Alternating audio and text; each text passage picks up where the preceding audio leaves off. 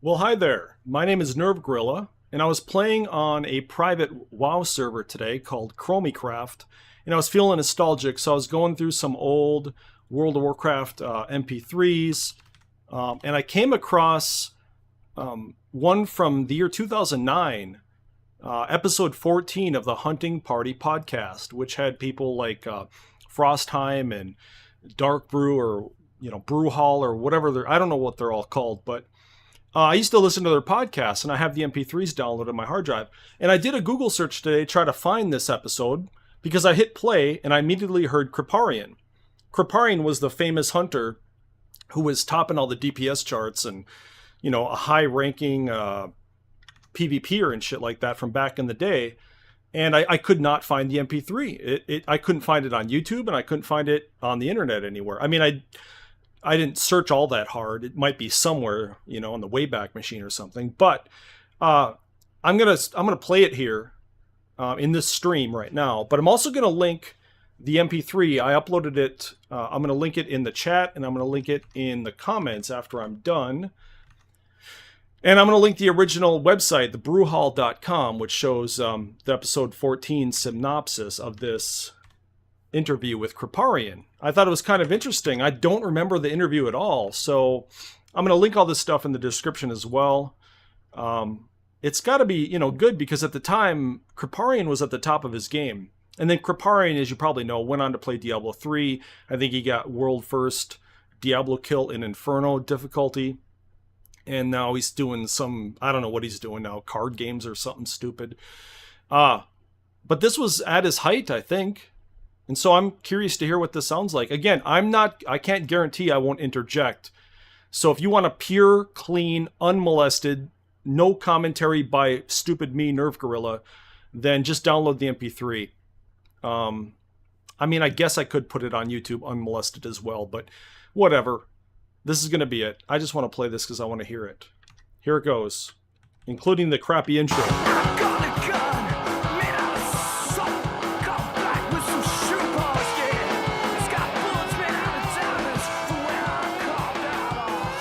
Welcome to episode 14 of the Hunting Party podcast. I'm Euripides from DPS.com. I'm Darkbrew from thebrewhall.com. And I'm Frostheim from WarcraftHuntersUnion.com. We have an excellent show lined up for you today, as always. We're going to start off with the news. And then we have an interview with Kripparrian, the only hunter who has actually beaten the World of Warcraft. And we'll also be reading some reader emails as well.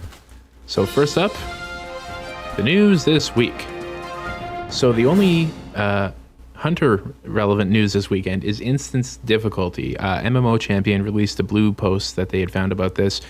Basically, the way it's going to work is that when you're starting to do a fight in Icecrown, you have to choose whether it's going to be regular or hard mode, and you don't have two lockouts. You can't have a group that does the regular every week and then tries to get as far as they can in the hard mode the way that we currently do.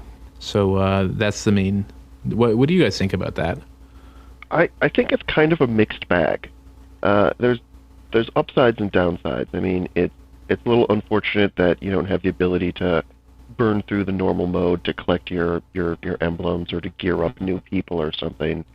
But on the other hand, I'm like imagining if Trial of the Crusader was that way, and you're going through the hard modes and you can be like, okay, we're going to hard mode Beast, we're going to hard mode Draxus.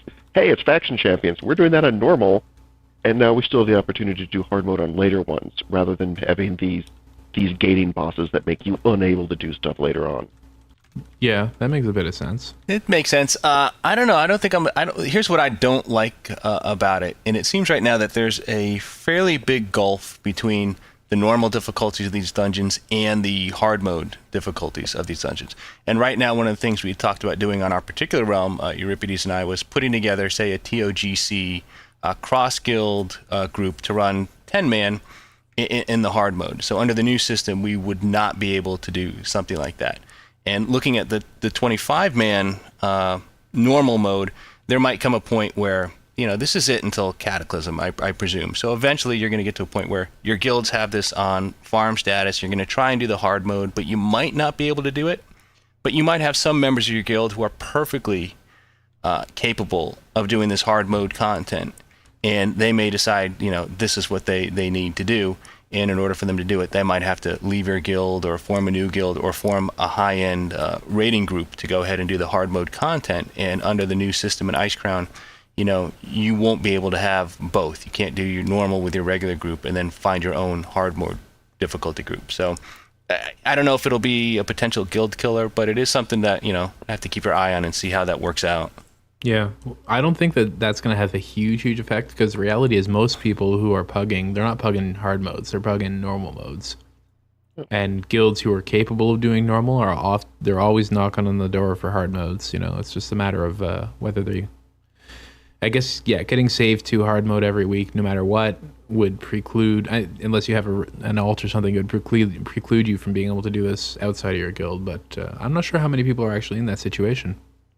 I do think it has potential problems for guilds. Guilds that are constantly, adding new people and cycling their memberships. It does become an issue for gearing people up. So now your option is going to be like, you're doing Icecrown. You're like, oh hey, well we're trying to progress as much as we can. We're doing this on hard mode. We got this new person we need to gear up. Well, now we have to go all the way back to TOTC to gear them. Yeah. You no longer have that normal mode to get people like really good gear really easily. Well, that's something that we'll have to keep an eye on, and we'll of course keep you guys in the loop. But now we're going to hop over to the interview right after this. All right, and I'm actually going to step out and do a little bit of theory crafting. Discovered some anomalies in some of the Kripparrian data, so I'm going to see what I can figure out with that. This is Kirinou from the Lumpers of Northrend blog. This is Azrew from the arcanery.wordpress.com. This is Valerian from the Rawcraft Show. This is Seth and Sarah from one-cup.com. And I'm giving my voice to Azeroth United's first annual Hearts, Hands and Voice for Child's Play charity. He has more highest DPS bench. AzerothUnited.com. AzerothUnited.com. Okay. Today we welcome Kripparrian, a hunter from Exodus, a competitive raiding guild with many world firsts under their belt. Kripparrian is known for two things, his DPS benchmarks and his YouTube channel. He has more highest DPS benchmark fights than any other hunter in the world. He is a 3-time arena gladiator. He has completed 965 of the game's 986 achievements, including Insane for the Membrane, which I believe took him about a week. And he has also earned approximately 1.2 million gold since October of 2008. In short, he has officially won WoW. Kripparian, welcome to the hunting party. Hello.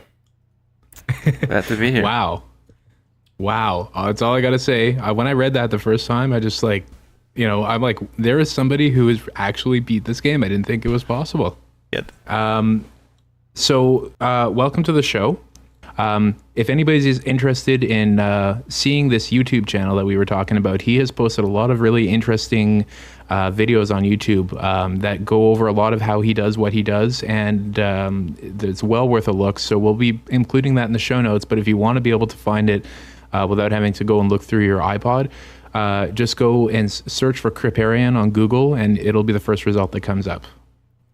Yeah, and I would recommend people go take a look. I took a look at that earlier today, and some very nice stuff you've got there, Krip, for sure. Thank you. I'm still working on it. I'm not really sure in which direction I'm heading, but I'm just trying to not have any bad videos. Like they're not like all amazing, but as long as I don't have any bad videos, I figure it'd end up pretty nicely. Yeah. Well, so far so good. Yeah, we've been extreme. Everybody I've talked to who has seen those videos said to themselves, "Wow, I'm clearly doing it wrong, and I'm gonna have to go watch the rest of them." That's good. Well, speaking of the stuff that you're starting to put up there, you're basically known as a hunter with the highest recorded DPS, and like we said, we have watched your YouTube videos, and I wanted to get a little bit of a better idea of what you do that others might not. What kind of things do you do to get such high numbers? Well, there's a lot of things. It's hard for me to, go back and just know what I'm doing differently. But most of the questions that I get that I feel aren't the right ones, I get people asking me about, what my rotation is. That's probably the overwhelming question in terms of popularity. And it really doesn't have anything to do with that. In fact, it's kind of the opposite. Like when you're approaching a fight, it's not so much how you gem your gear, or where you put like 1 or 2 talent points. If you do that differently, like that's going to amount to a very small percent of a DPS increase. Most of what you're going to see is from how you do the boss fight. For instance, if there's, let's say we're doing heroic beasts, when you got like all little snowballs out, pretty much every hunter, they're just going to attack either the snowball or Gormok in that case. They're just going to pump damage into one target. They're not really going to think about, how I can best rotate Serpent Sting on the targets, and how I can keep up piercing shots while I'm doing that, how I could sneak in multis. They're not really theory crafting the boss. No one really is. They're all doing it instinctively, but they're not doing it consciously. Like people just expect that if they do a boss fight enough that they're just going to become naturally better at it, which is the case, but they're not taking a very precise approach to it. So they have a ceiling in terms of how far they can go with just knowing the rotation and sort of knowing the fight, then, is what you're saying? Yeah, it's pretty much what I'm saying. They're not really going into the specific fights. They're more focusing on their gear and their rotation, which is more minimal. You should maximize it, but I mean, I don't even look into that too much. Like I just look at spreadsheets for gear. Other people can do that enough. I don't need to do it any more than they do. So what would you say is the hardest part, technically, of what you do? Is it what you were talking about, knowing the fight so well that you can time your bleeds and you can time your serpent stings and stuff like that? I don't know. The hardest part probably has to do with how to time your cooldowns, because you have to react with how your trinkets proc. So you want to stack cooldowns, generally speaking, going back to basics here a little bit. If you have a trinket proc and you have a cooldown, you're going to want to overlap these, because they're going to give you, they're going to multiply each other's benefit and give you greater DPS than if you would have used them individually. So for you to time these properly, the first step that a lot of hunters have taken is they get like little cooldown bars, so they see, looks like my, greatness deck has gone off. I'm going to pop rapid fire, so I get the added benefit. But what they're really doing there is they're reacting to something that's happened, and they're losing the time from when they notice that it happened and they click the button. So those first like 3-4 seconds of the actual proc, they're not actually gaining the stacking benefit. And I think the hardest part really is, on top of doing everything else in the fight that, comes to greater priority, staying alive and, using your abilities, is waiting for these procs. What I do is I track the internal cooldowns of these procs. So whenever a trinket procs, it can't proc for a certain amount of time, but when it can proc, it's usually going to within 1 or 2 seconds of it being able to do so. So yeah, probably the most challenging part is timing those perfectly, because it is more important than some people give credit for. That's actually you say that these are the basics, but there are a surprising amount of hunters, and myself included, who just we look at the averages of the procs as the important thing, and we never even, I haven't even tried to go ahead and keep tabs on I suppose whenever I see the little wings floating over my head, if I have a cooldown, I'll use it, but generally I try and keep all my cooldowns on cooldown. And I do about as well as any other hunter does, except you. But it's one of those things where a lot of hunters don't necessarily think. I mean, actually, this kind of leads into our next question. Like, if you were playing my character or any other hunter that wasn't your own, how much of a difference would the ability to do what you just described add? I mean, like, is that the kind of thing where are we talking like 5 or 10% here? Or are we talking more than that? Like, what is the potential benefit of somebody trying to become as good and set up the same way that you are? Well, there's a lot of things that are involved, but I don't know. I might go on a little bit on a side story here, but feel free. Yeah, when season 5 was ending, it was the first couple of months that I was with Exodus, and I wanted to play with some of my friends from the guild that pretty much broken up. So I actually ended up making a second hunter. I made it so just before the season ended, I wanted to get Gladiator, and I did Nax 25. I actually did it only one time, and I was there sporting heroic blues and a Nessingwary 4000, I think it's called. It's just like, garbage items. And it wasn't a pug, and I was beating like 3 other hunters, and they all had like full max gear, and they couldn't figure it out. And it was on trivial stuff. It was like on Patchwork and Grobulus, where you just stand there and do damage. So there's a pretty big difference, but it's hard to say which factor, is the one. I wish that I could write notes without making a lot of noise into my microphone. So I'm gonna have to go and listen to this again after. Okay, so you talked about cooldown timing. Is there anything else that you do that's different before we go on to the next question? Well, I think I have an advantage with moving around over other hunters as well. It's a slight advantage, but generally everything adds up.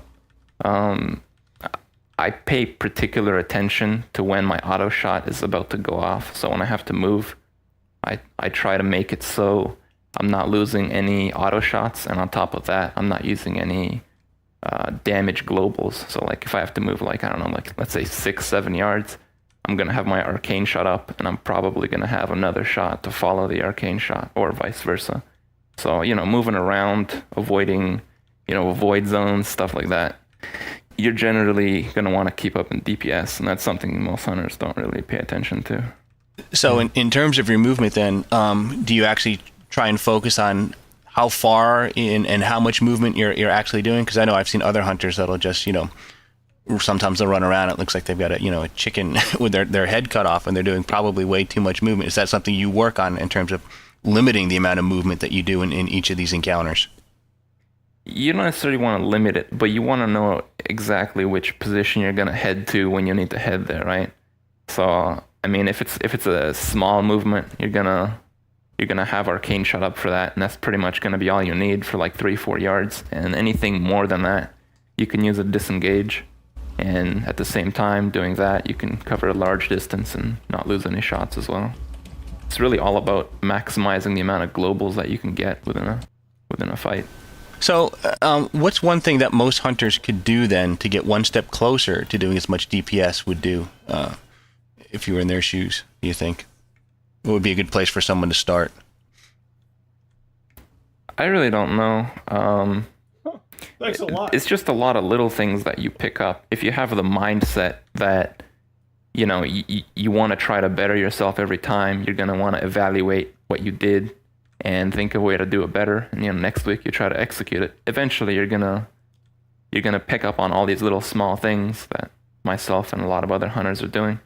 But if you're just standing there trying to pay attention to your rotation, you go your explosive shot, and you count to 4 as you do the 4 steady shots, and then do an explosive shot again. You're not really gonna do anything, right? I mean, you're gonna do the same every week. So you're saying it's more the process of trying to get better over time. That's the most important thing. It's no one that you wouldn't go out on a limb and say cooldown timing. You would say the process.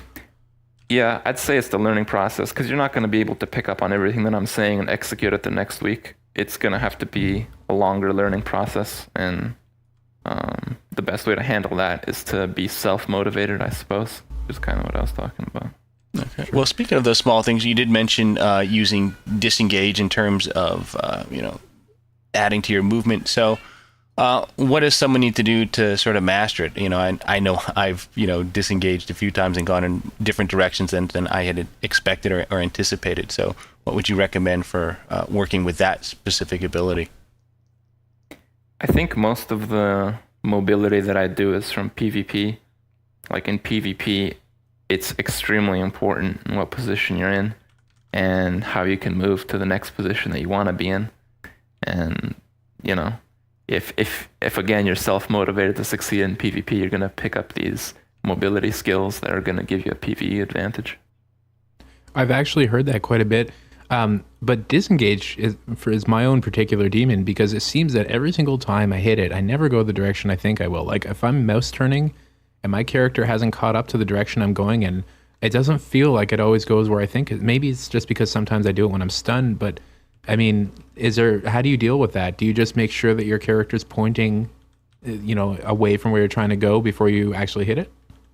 I don't know. I guess you need to practice a little bit with mouse control, but something that really helps that a lot of people don't know about. When you disengage, you want to jump in the direction that you want to disengage, and by doing that, you're going to understand the way you need to turn. Like if you're gonna jump forward, you know that you're gonna have to turn 180 degrees with a forward kind of anchor, right? If you jump sideways, you know where your anchor is every time. So the degree that you really move your mouse is pretty much the same if you follow that. Yeah, that actually makes a lot of sense. That would probably help me quite a bit. And the other thing that would help with is if you're committed and you've jumped and you're in the air, you might as well take advantage of it. If you disengage from the top of your jump, you're going to get a few extra feet. Yeah, that's right. Huh. Okay. Well, next question I had for you, and this actually sort of ties into a few other things that we've been going over.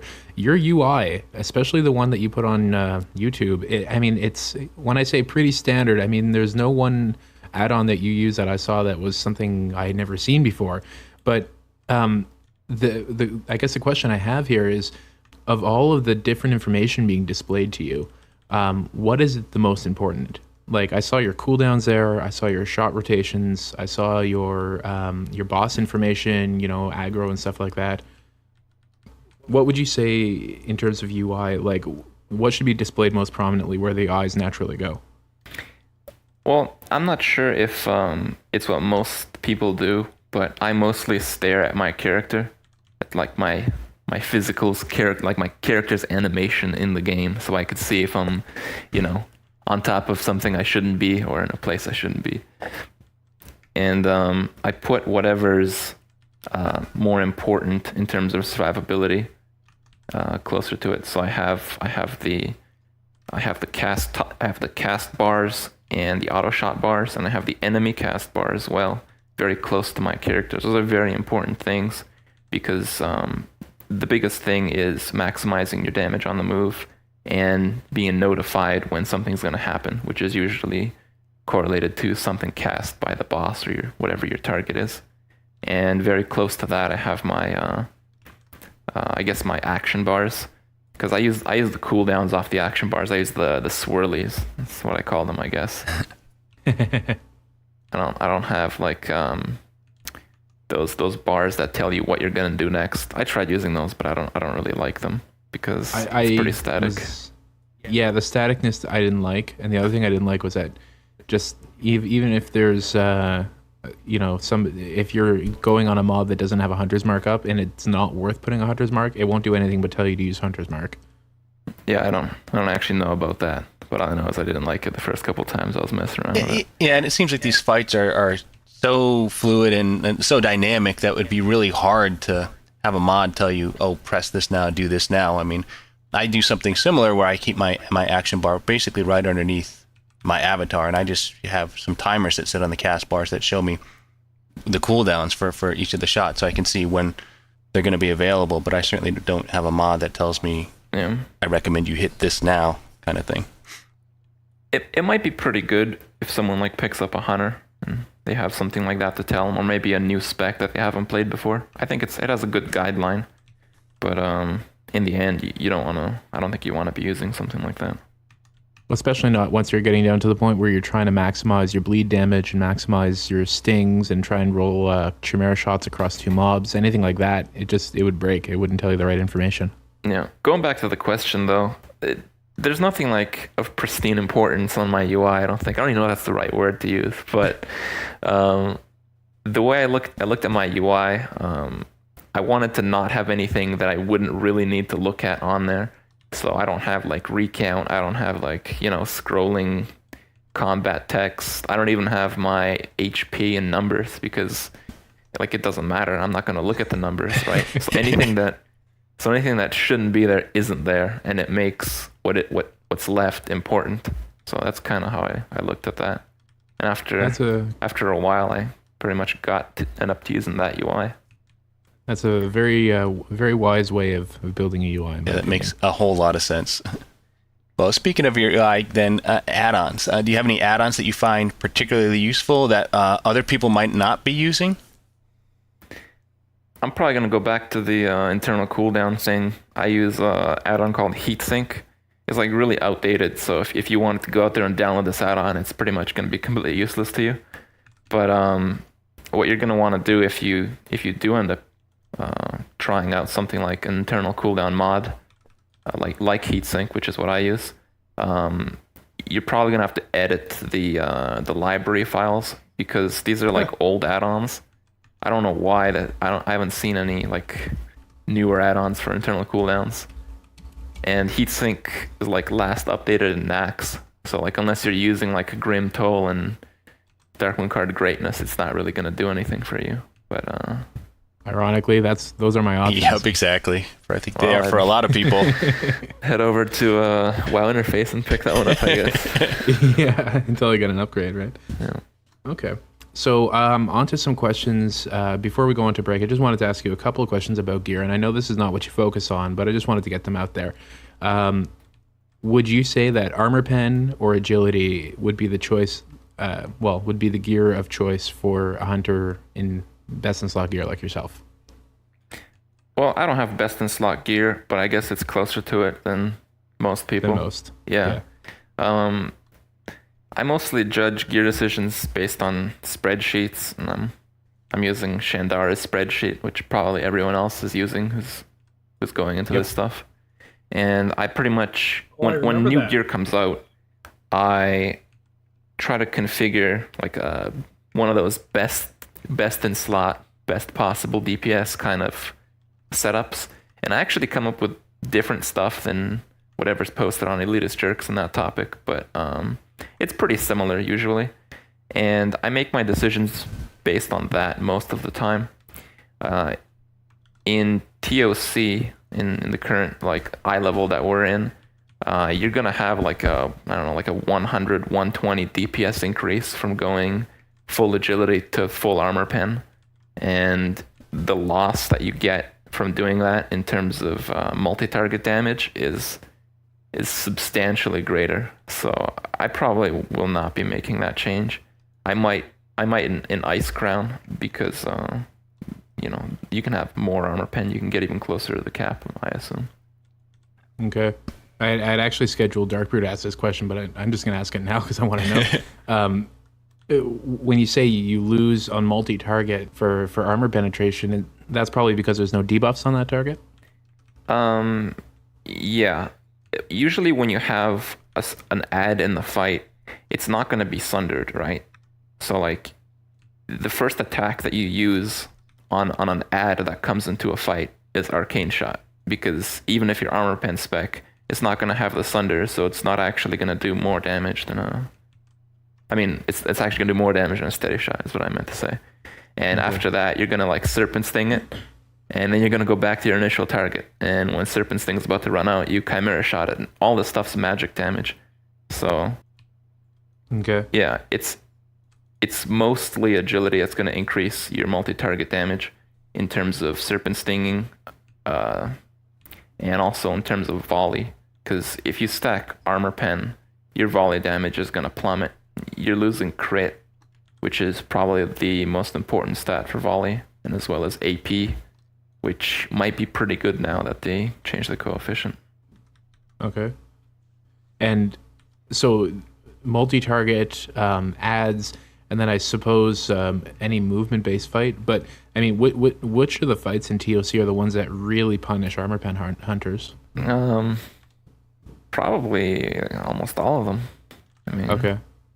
I guess Valks would be really good if you had armor pen, but I don't actually do damage on twin Valks because I just run around and pick up orbs. We only use one tank, so I'm capped at like 90k threat, which is like 3 attacks.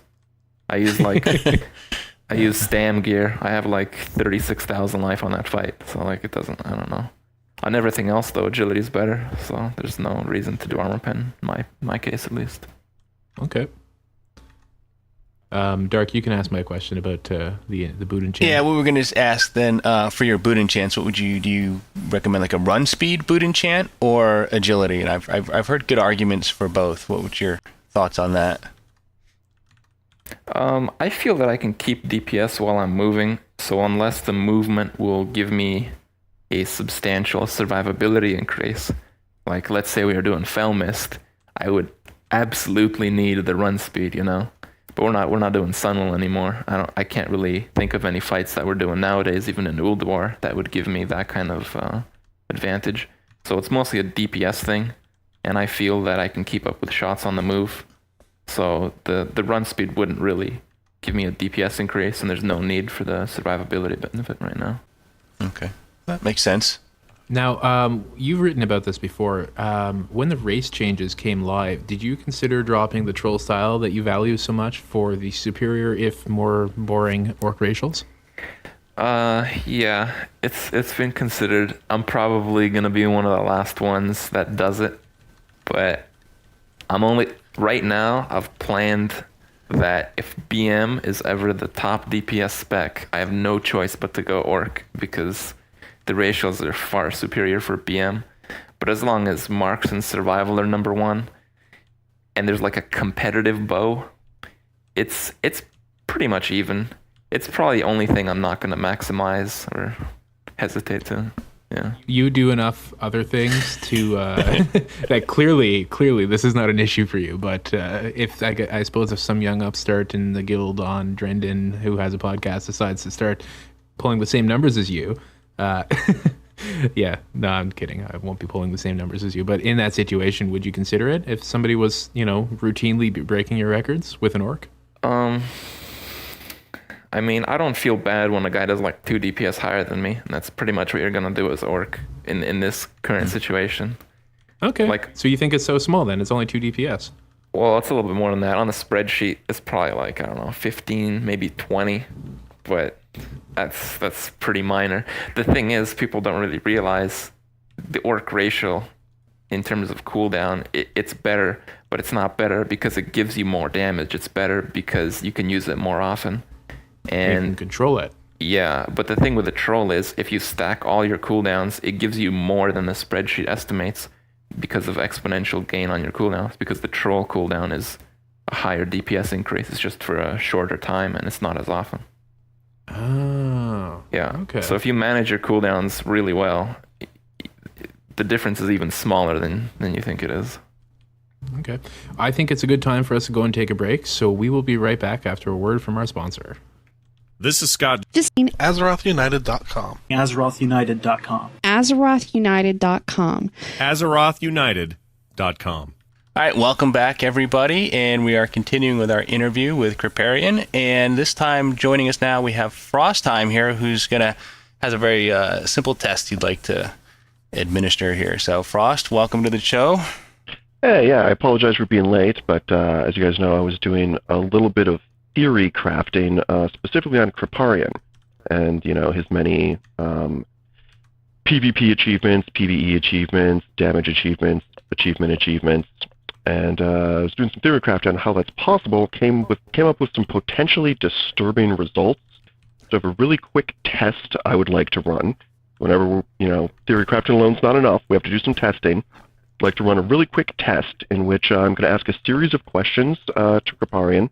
It'll only be about 5 questions. And Kripparrian, you need to answer as if you play a holy priest. Yeah, I got it. All right. And then I will ask a series of questions of Euripides, and you answer as if you play a hunter. Okay. Alrighty, and Darkbrew will be our final judge at the end of this test. So, Kripparrian, what class do you play? A holy priest. That's what I play. And how does it make you feel when you heal someone? Makes me feel good. It feels like I'm helping them. It's like I've achieved something without actually doing very much. Okay, I see. So you find healing to be easy. You like the fact that it's easier than other classes. Yes. What is your favorite class to heal? I like to heal myself the most to ensure that I don't die, and it allows me to stand in stuff that I shouldn't be standing in. All right. A warlock, a rogue, and a hunter pet all take spike damage at the same time. Which one do you heal first? It's a really close call between the rogue and the hunter pet. Probably gonna go with the hunter pet because he's gonna complain if it dies. Okay. All right. So now Euripides, I have a series of questions for you. All right, shoot. What class do you play? Hunter. How does it make you feel when you damage someone? Someone or a boss? A boss. Well, pretty good. Pretty good, yeah. I enjoy hitting, shooting things. Melting face is what I do. I see. And so, now let's say you're fighting the faction champions. What's your favorite class to damage in the faction champion? I would have to go with Resto Druid, just because. I just absolutely love purging hots, and beating up a Resto Druid just makes me feel good. And what DPS class do you think is the most broken? Hunters. Okay. So for the benefit of our audience, if you guys are unaware, I just administered the Turing test, which you can look up on Wikipedia, but it is the test to determine whether or not someone is an artificial intelligence. The theory crafting I did suggested that it was very probable that Kripparrian is actually a robot sent from the future to conquer WoW. Come on. So, I'm glad I know this now. well, his mother we don't or know wife for certain yet. or friends would like a word with you. It puts all things into perspective now. I mean, I kind of know what I need to do. Uh-oh. Well, this was what this test was meant to determine. So, Darkbrew, what do you feel based on the responses?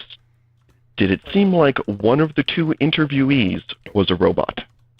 Well, it's one of the two. Doesn't have to be one of the two. Well, I based on the responses, I was going to say yes. Oh, which one? And I was going to go with Kripparrian, but I snuck a peek at his achievements, and he has not yet gotten the Earth, Wind, and Fire 25-player achievement, so therefore he is human after all. Oh, now is he human, or perhaps he's just a robot in a raid with humans? That's a good question. Nah, I think he's just human. Probably one of the best darn hunters I've had the opportunity to speak to.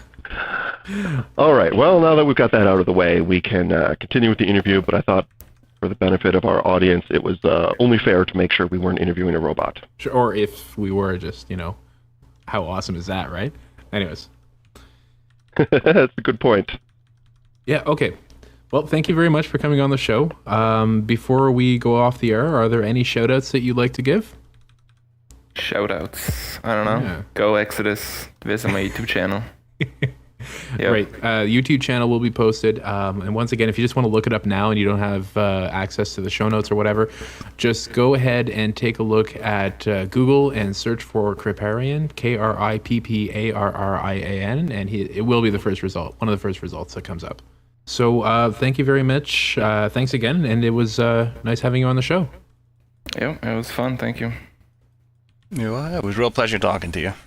Hey, this is Evan from RaidWarning.net. This is do it, but what he was talking about cooldown timing with the internal cooldowns on your trinkets, that is something that I can't even begin to do with my current UI. So I'm gonna have to go and take a look at how I do things right now. I might try the one that he uses. What did he call it again? Heatsink was the one he said, and he said it was a much older add-on. Sounds like maybe it's been discontinued and no longer updated, but that was the one he said. And unfortunately, that's not going to help me at all, because I have Death's Verdict, which came out since last time Heatsink's been updated. Yeah, so I got to find something else, because yeah, I'm really interested in getting something that shows me the procs. I wonder how important it is to see how much time is left versus maybe just having your power aura set up to show you when it does proc.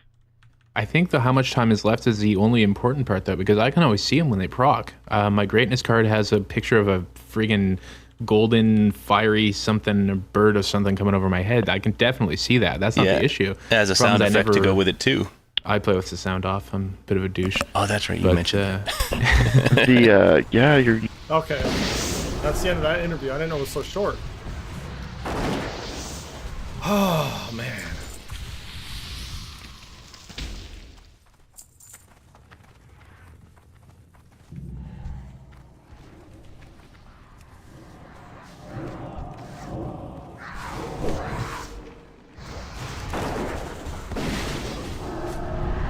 Oh, you fucker.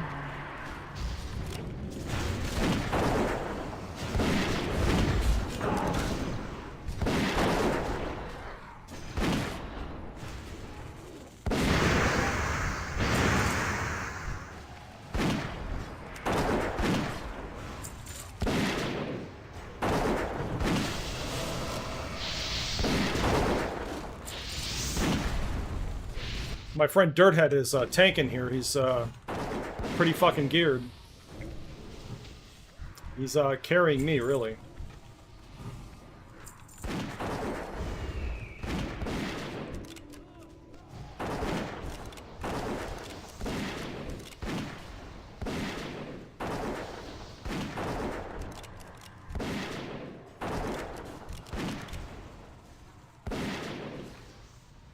Maybe I should switch to fucking marksman.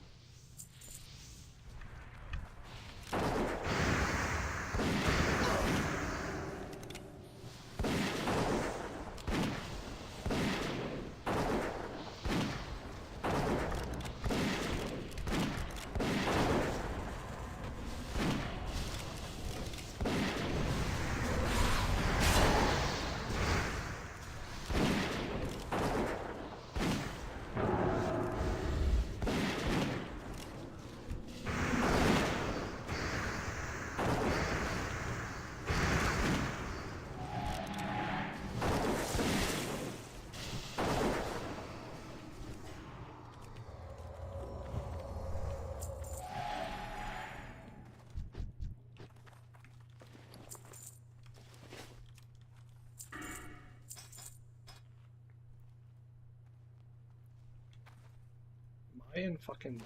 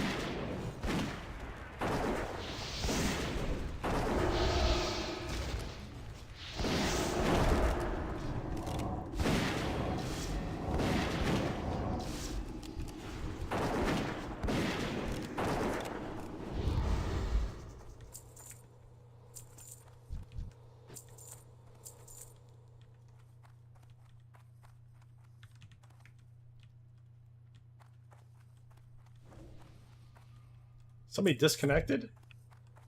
Healer fucking DC'd? Oh, there we go.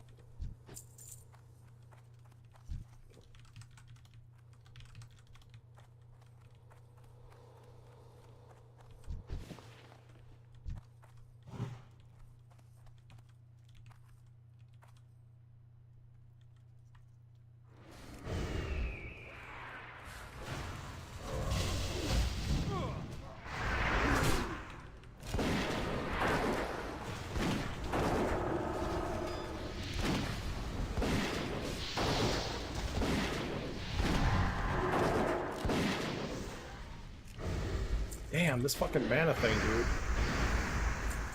I'm gonna have to get drinks.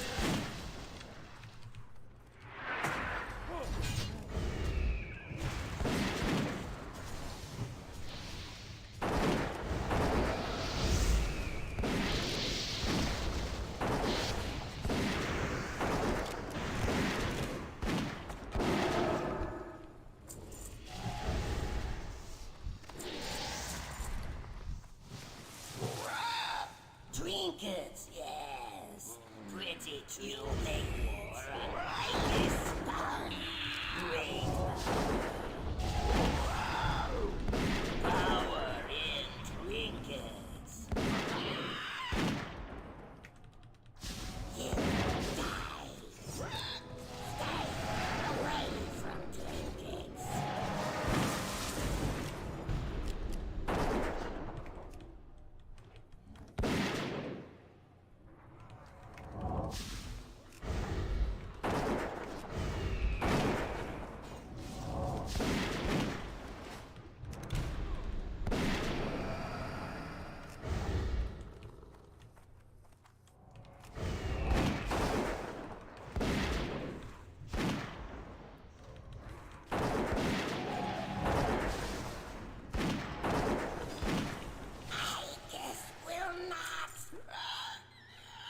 Man.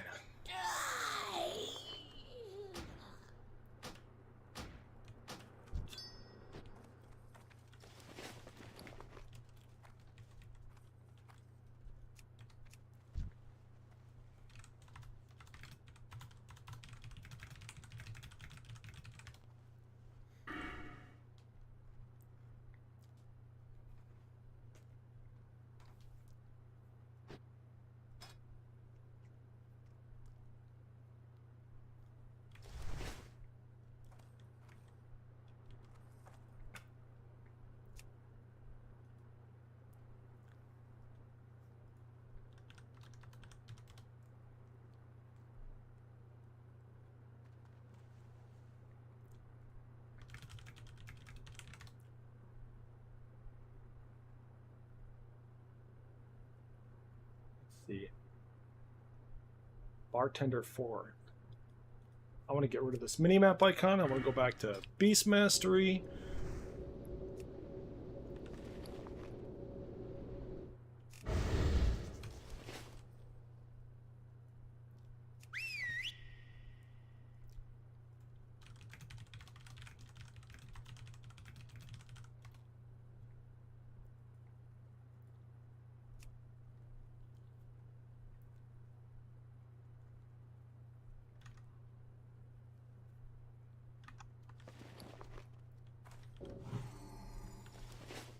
And I got no fucking drinks either.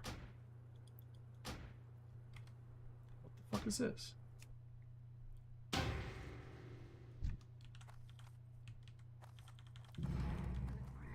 Why is my pet just sitting there? Why is my pet just fucking sitting there? What the fuck is going on? Well, he's just fucking sitting there, dude. What a dumbass fucking turtle. Oh, now he's moving. What the fuck is going on, man?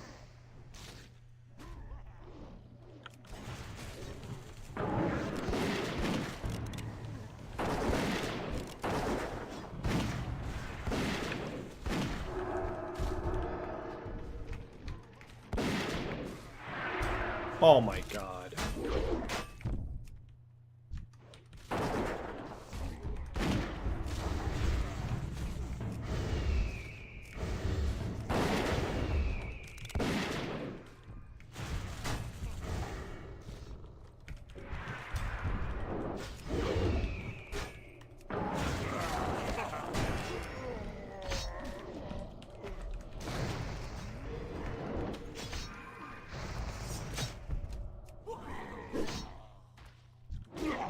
Get out of here, you stupid pet. Oh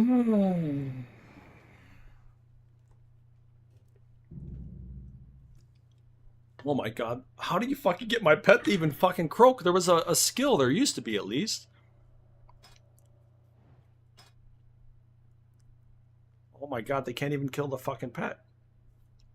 There's 4 of them on the guy. Oh, Jesus.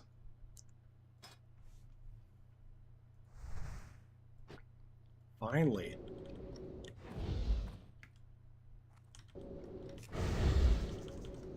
Let me do this. Oh, great.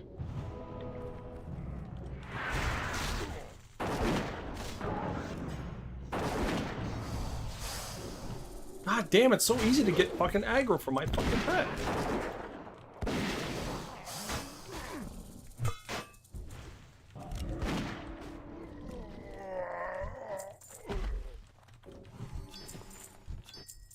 I need fucking first aid is what I fucking need.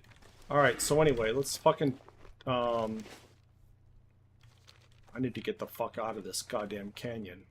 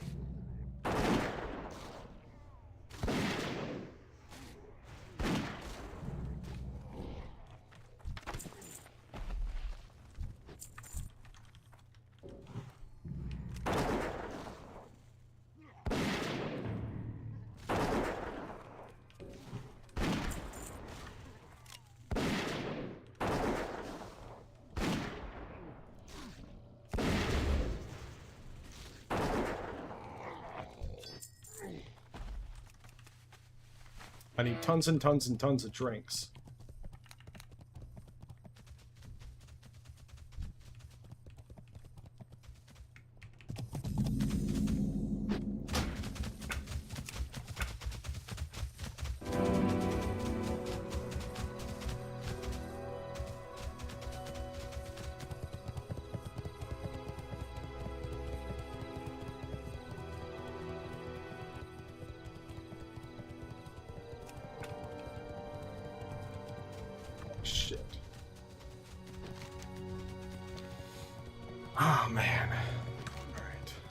Get the fuck over there.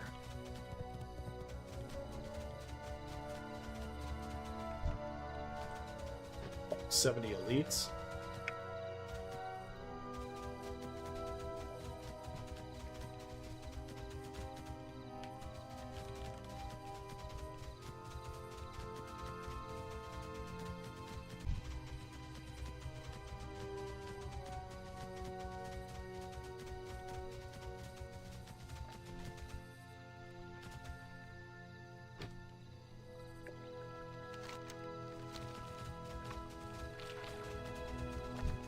Oh, I'm not going in that water. That's dangerous shit. I kind of miss the raft, though. The raft is in retail, where you just... The raft is a toy, and you just push your fucking raft, and boom, you're sliding across the water if you need to. But whatever.